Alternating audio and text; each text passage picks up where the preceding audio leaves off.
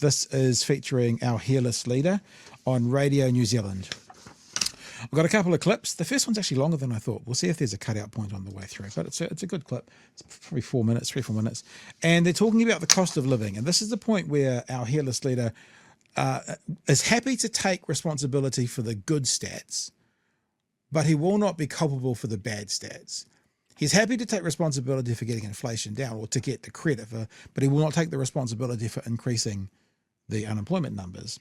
And of course, blame Labour. That's your basic message. Heading into the government, you named the cost of living crisis as the number one priority. Obviously, inflation is now back down at 2.2%. A year ago, it was at 5.6%. Why should we thank the government for that, as opposed to the Reserve Bank? No, I want to be really clear. The last Labor government was a disaster economically. They were economically illiterate and frankly. I just really want to ask him, I don't think he's ever going to talk to us, right? But I really want to ask him, so when we went through that period, and New Zealand came up in, like, say, let's just say top 10 in the world for economic response to COVID and how we came out of it. How does that, where do you think they should have come? Like, should they have come first in the world and then they wouldn't have been an economic disaster? If they came out sort of top 10 or even top 20, where should they have come for you to think they weren't an economic disaster? Because obviously, we all know that one of the reasons inflation went up is, I'll use their verbiage, that, Labour printed money. And the reason they printed money was to keep people alive, allow sick people to stay at home, and to save businesses.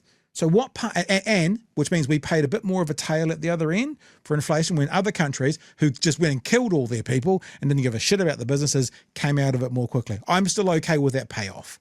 More alive New Zealanders, more saved businesses, and a slightly longer tail. I'm okay with that payoff. He's not. So what would he have wanted to see done? How would he have not described them as economic vandals? And we did this with, I always get the Woods mixed up, the Dunedin national guy. Michael Wood? No? Which Wood was Dunedin? Michael Wood. No, it wasn't. There's like 3 of them. Anyway, when he was on, and we were talking about inflation. Woodhouse, that's it. When he was on and we were talking about inflation, and it was like at about 5.4% at the time during COVID. And I said, what number would it need to be for you, Michael Woodhouse, to not think it's a terrible deal? And he was like, 5, 4.5. And I'm like, well, so that's what they're talking about, So you got to press into them and say, okay, you think this is bad. How does it need to look for you think it to be good? How did they need to come out of COVID, Mr. Luxon, for you to think that it wasn't an economic disaster? And to be fair, he'd have no answer. I know he'd have no answer because we know this is rhetoric. Economic vandals. They forgot the lessons of economics, and there are immutable laws on economics. And I talked to the media when I became the leader of the National Party. I remember standing up there and saying to you guys, hey, listen, there's amber lights on the dashboard here, adjust, adjust, adjust, so we don't have to deal with the consequences of inflation back in an economy. And the reality is this: when you have fiscal policy where a government increased spending by 84%, that drove up inflation, it drove up 12 interest rate rises.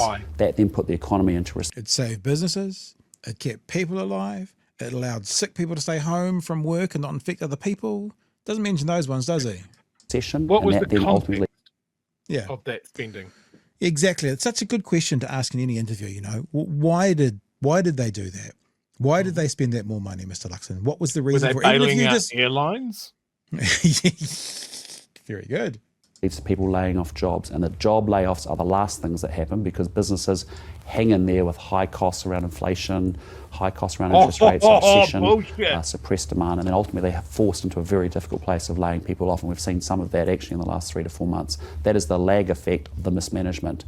And if you so did you get that? The lag effect of the mismanagement means we can ride this blame Labour bus for a good while yet, because the lag effect of mismanagement will be with us for a while. Chewy, you want to jump in there for anything? This is just an anecdotal story, so give it all the weight that it deserves because of that. But as we were going into lockdown, when they said this pandemic was bad, I interacted with a business owner who had come into the shop to buy something before he went bush, and he had laid off 25 workers. Just at the drop of a hat. Don't know where this is going. Cut everyone loose. Now I'm going up into the hills to hunt deer or something like that. Didn't even seem like he gave a shit.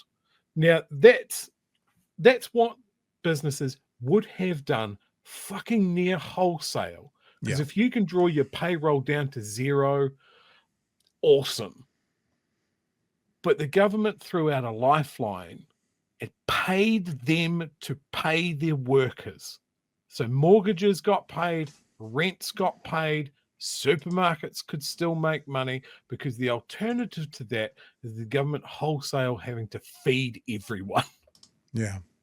So that's why that was done. So when Luxon talks about this government being economic vandals and refusing to acknowledge the context in which that increased spending exists, having to pay everybody's mortgage, everybody's rent, everybody's payroll, everybody's food bills, and scale up the health system to a level that we've never seen before, that's the context that exists. This man doesn't acknowledge it because he's a buffoon. He is an intellectual toddler.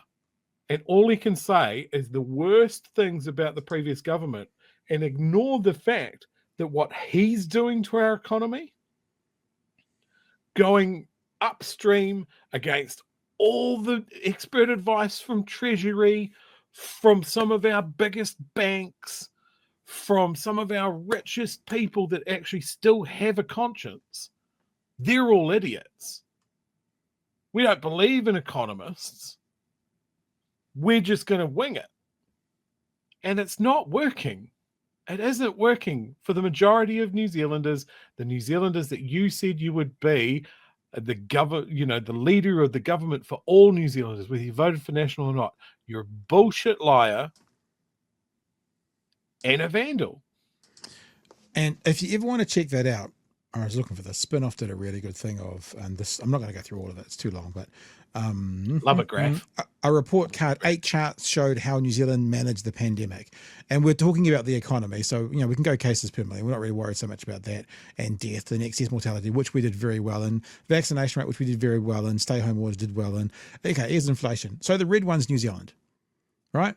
So New Zealand's 7.3. It's not good. It's not a nice thing to sound, but compared to there's the OECD, 9.71, USA, 8.6, Ireland, 7.95, United Kingdom, 7.9. So, better or comparable to most. Unemployment rate. USA got up to 13. Comparing ourselves to Ireland, don't we?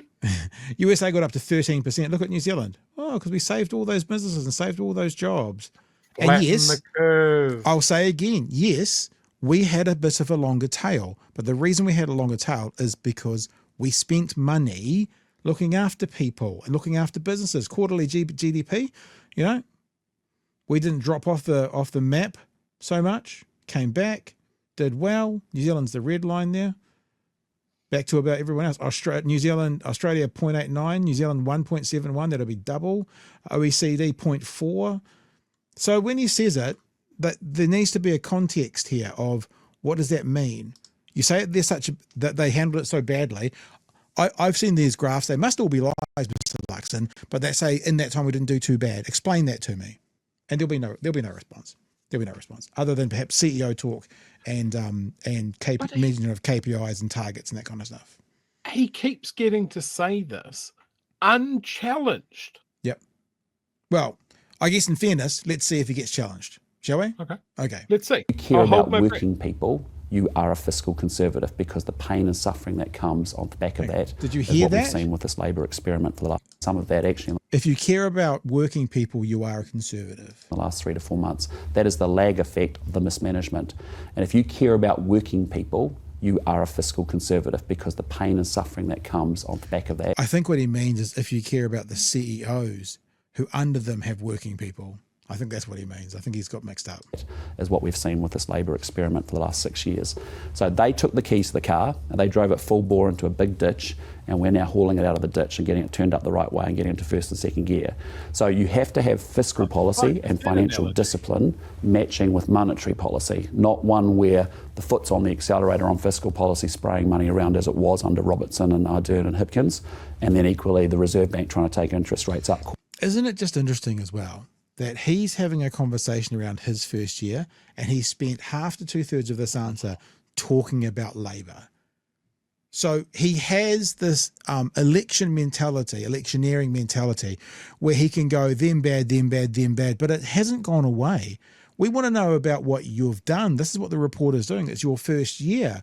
What have you achieved? And what he's talking about is he's using all those same talking points that he used pre-election. This is feeling a bit 2000 and late to me, Mr. Luxon. Causing that instability. And you need, as the Reserve Bank Governor says, good mates fiscally, and that's what we've done. You mentioned working people. Can you explain to me why you should not, for the exact same reason you spell out when you talk about fiscal policy, also be blamed for the unemployment rate? Good question. Which we've seen a year ago it was at 3.9%, now it's at 4.8%, 30,000 more people unemployed. Yeah, tough times and a consequence of Labor mismanagement. And I want you to be real. Oh, Did you hear how quickly that came off the tongue? Can you hear how insincere? Tough times. I've seen those words put together. I have no concept of what it means. I've never had a tough time. How quickly he came to Labor mismanagement.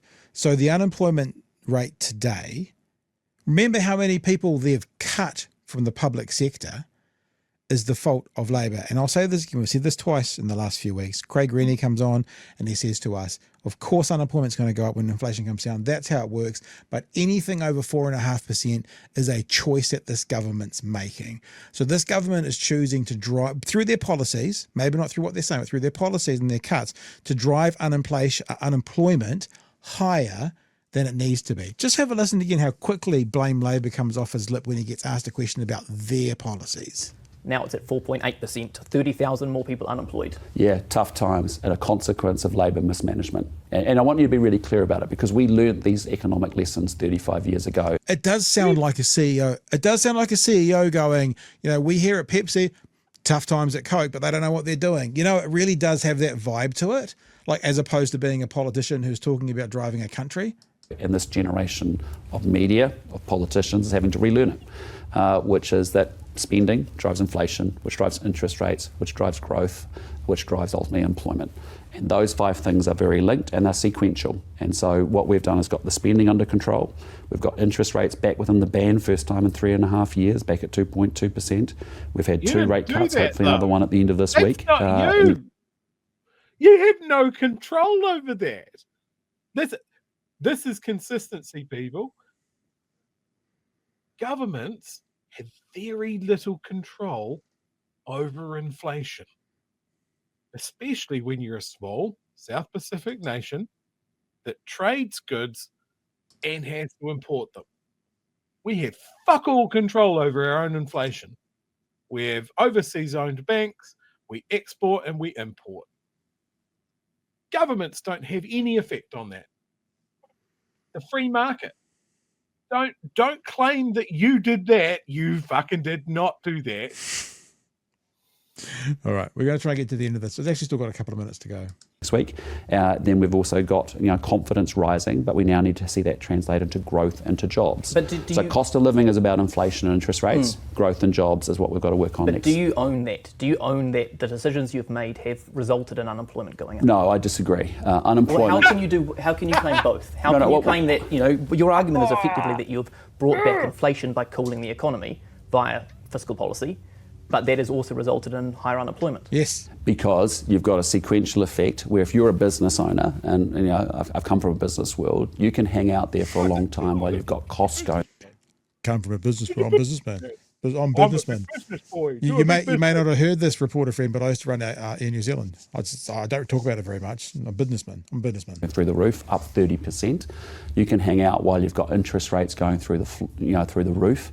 You can hang out for a little bit while you've actually got demand. Needless to say, I'm done with him for now. Needless to say, he, as the reporter there said, and I'm sorry, I don't know the gentleman's name, but as the reporter says there, Luxon is saying overtly that they cooled the economy, right? That National gets responsibility for cooling the economy. Part of cooling the economy is unemployment going up, but they'd had nothing to do with that. Not us. What the hell is that dog doing? Melting. It just seems wrong. I don't know. She is melting. Get rid of her. Yeah, like this is classic stuff. We want to own all the good stuff, and we don't want a piece of all the bad stuff. Yeah. And I'm sorry, if you want to carry the can for something that is directly linked, Like, I still remember the big banks going, oh, we need to shed fucking 50,000 jobs to get the interest rate down. And that was just, no, we don't do that. Like, we got through a pandemic with almost record unemployment. That is mental. Like, And last time there was a global pandemic, there were fucking soup kitchens. Well, just remember as well, and this is the thing about the pandemic, right? And what we think is successful. There was about, I think, 7 countries in the world whose life expectancy went up after the pandemic. And we were one of them. And I think that's worth a heck of a lot more than an extra 6 months of inflation, personally. Okay, if I had my way and I could coerce these guys to come on, these are the questions that I'd ask. Big business boy. You won the election before COVID. Okay, there's no Jacinda. We've got Luxon. We've got Bishop. We've got who we've got now. We wipe your memory of what Labor did. What would you do? And we only have the statements of those guys made during that time, what they would do. Yeah. Simon Bridges. God damn, we'd be doomed. He was going to, hang on, we know though. The borders, well, he said it.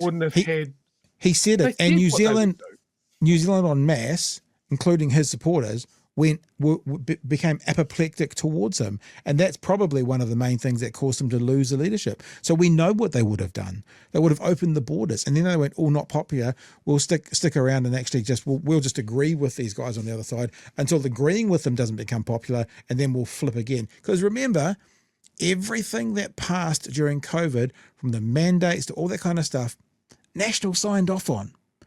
They didn't put up a fight then, but when it became convenient and the tide of public opinion started to change, thanks to things like the Disinformation Dozen, all of a sudden they found their moral voice to push back against all this authoritarian left. No. Go back and look at the record. They supported all of those policies. Enough.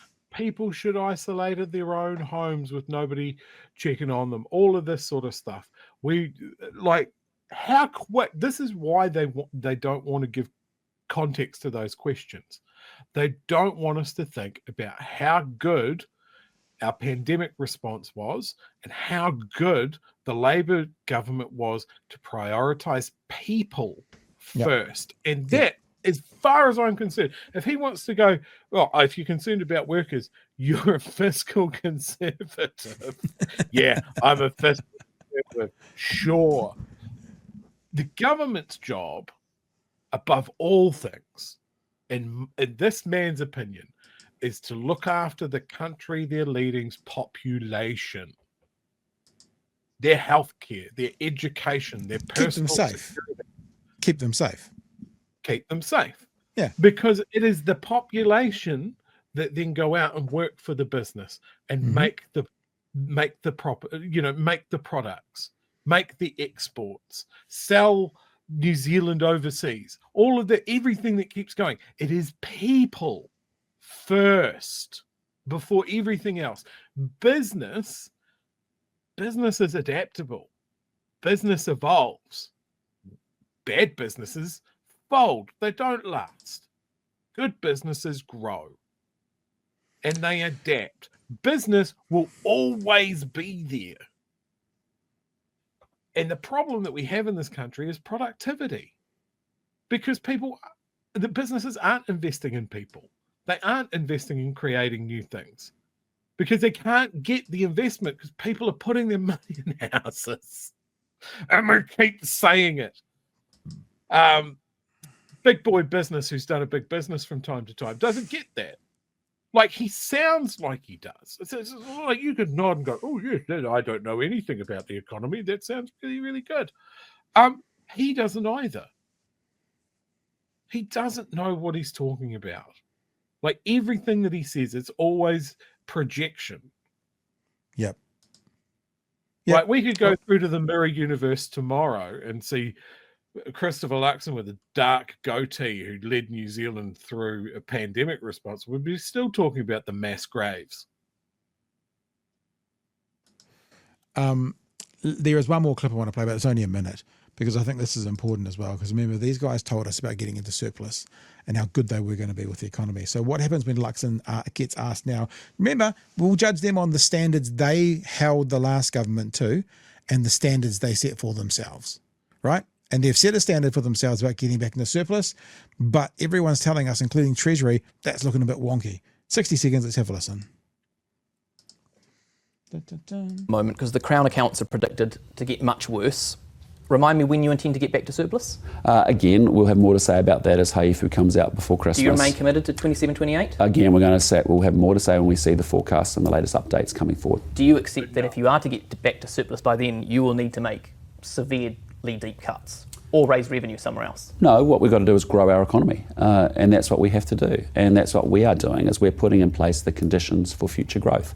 New Zealand has exceptional potential. That's what actually motivates me more than ever. I feel incredibly optimistic about it. You've only got to go out in the world and realise we've got so much great natural advantage in the Indo-Pacific region, fastest growing part of the world, that want New Zealand products and services. Massive opportunity with abundant natural resources, so therefore we shouldn't have an energy security policy problem or energy security problem thanks to the last government. We do this year, but we've got to be able to blame Labor. Fix that. We've got to make sure that we've got good social democratic institutions. When you look at the health of democracies around the world, we're in good shape. And finally, when you look at we've got good people. So there is no reason why we can't build the best country on planet Earth, period. To be clear though, you're not giving me a commitment that you'll get back to surplus 27-28. Well, again, I'm just conscious that we've got Haifu coming out in a few weeks, and it would be inappropriate for me to comment on that. But that's been a commitment in the past. When we see the forecasts, we'll talk more about that. There you go. I was just thinking though, Chewy,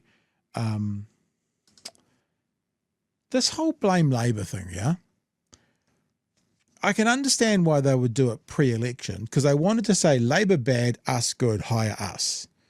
The reason they're doing it now is because they're embarrassed about their record. I mean, what's the reason to like? It's not going to get you elected. Like if they started doing it in like a year from now again because they want to get elected, sure, scaremongering. I understand the tactic. But why they're doing it now, there's two reasons they're doing it now. Either he's still electioneering, which it could be, and he doesn't know how to speak in any other way, or he's trying to run away from things and put the blame on someone else. And I think it's probably the latter, because he even said it there, every chance he gets, he wants to get graded on a curve. We talked about this earlier when the media does that to the right. He wants to get graded on a curve because, basically they took over from a bunch of people who just all, literally blew the whole economy apart. And he wants to keep saying it, and the media in some level, in some instances, are doing that grading on a curve thing because they're not going, explain that. Let's unpack that, shall we? Yeah. Anyway. I would be a terrible interviewer because I would dump all of my questions the moment that he did that and just fucking dial in. I want to jump on something because he mentioned the energy Labor's fault we had an energy crisis. Yeah. I saw a figure, I think it was middle of last week, that our dams are at near full capacity going into summer. Mm-hmm. And our power generation was at, I think, 94% renewable. Wow. So I guess National filled the dams somehow. Yeah. We've had just this week a major solar installer, big business that's been around since the 70s, fold because that was bought up by an overseas investment company that's just cut them loose. Right. So like if he wants to be concerned about energy security and resilience, why aren't we seeing any government action on something like that? Don't know, because we're not concerned about that. We're friends with oil and gas now. Nicola Willis's dad demands action.